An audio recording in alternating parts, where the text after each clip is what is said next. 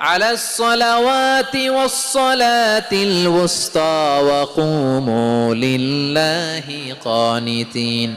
তোমরা নামাজগুলোকে যত্নের সাথে আদায় করো, বিশেষ করে মধ্যম নামাজ, আসরের নামাজ। আর আমি আল্লাহর সামনে যখন দাঁড়াবা, আমি আল্লাহর সামনে যখন দাঁড়াবা অনুগত হয়ে দাঁড়াবা।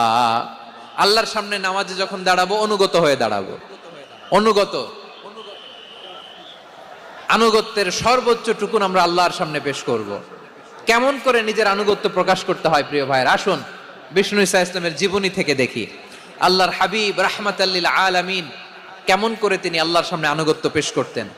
আম্মা জানা আয়েশা রাদিয়াল্লাহু তাআলা আনহা বলেন, কানা ইয়াকুমু মিনাল লাইলি হাত্তা তাতাফাত্তারা কদামা।